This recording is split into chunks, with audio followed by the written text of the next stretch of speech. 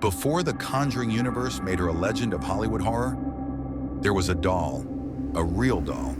Not porcelain, not smiling.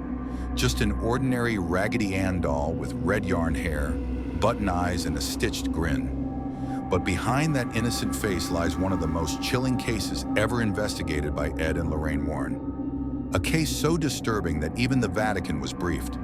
And today, she sits locked away in a glass case that reads, "Warning, positively do not open." Welcome back to Beyond Midnight, where we explore the real stories that keep the lights on long after the credits roll. If you're brave enough to go further into this darkness, make sure to like, subscribe, and ring the bell. Because tonight, we're opening the case file of Annabelle, the real story behind the doll. It all began in 1970. A nursing student named Donna received a birthday gift from her mother, a vintage Raggedy Ann doll. Donna lived with her roommate, Angie, and together they placed the doll in their small apartment. At first, it was just decoration, but within days, things started to feel wrong. The doll seemed to move when no one was looking. Its arms crossed, its legs in different positions, sometimes even found standing upright. They laughed it off at first. Maybe they were just imagining things. Until one morning, Donna found the doll sitting on her bed, its hands resting neatly on its lap, and a note lying beside it. The message, scrawled in childish handwriting, read, "Help us." The women had no idea what that meant, but it was only the beginning. As the activity escalated, Donna and Angie reached out to a medium.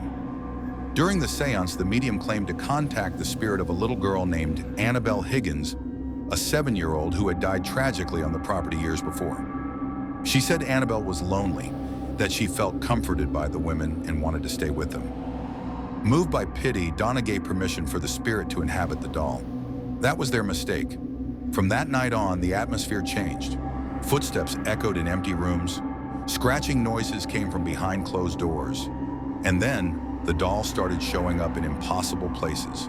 Sitting on the couch one minute, inside a locked bedroom the next.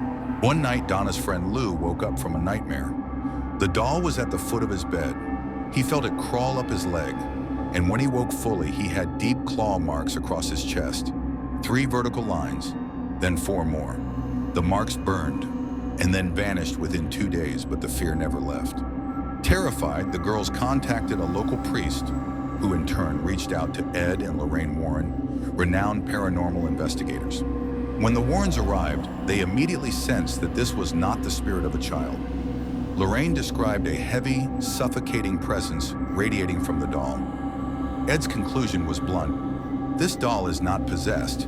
It's being manipulated by an inhuman spirit, a demon disguised as innocence. According to the Warrens' case notes, the entity's goal was to possess a human, not the doll.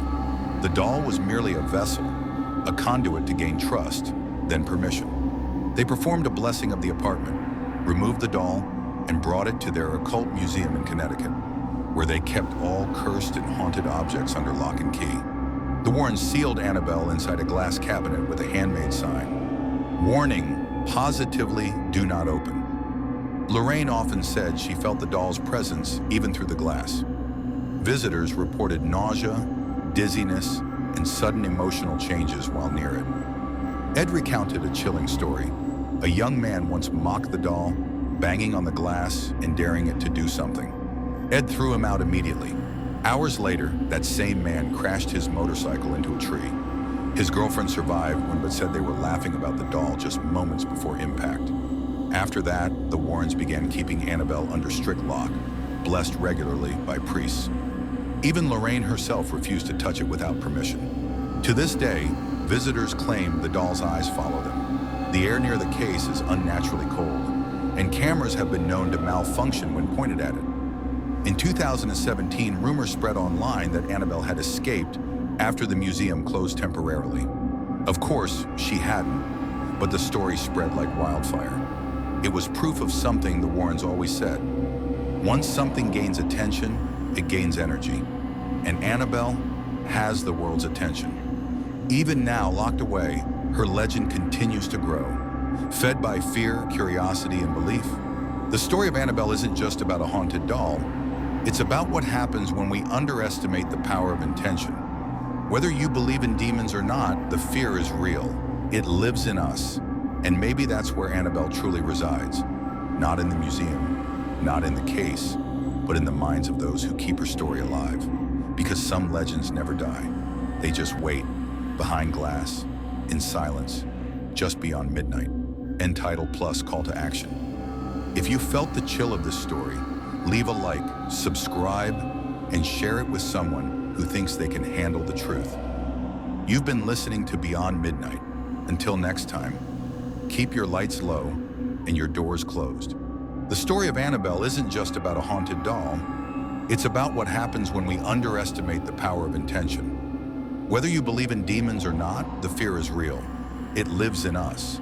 And maybe that's where Annabelle truly resides. Not in the museum, not in the case, but in the minds of those who keep her story alive. Because some legends never die. They just wait, behind glass, in silence, just beyond midnight. If you felt the chill of this story, leave a like, subscribe, and share it with someone who thinks they can handle the truth. You've been listening to Beyond Midnight. Until next time, keep your lights low and your doors closed.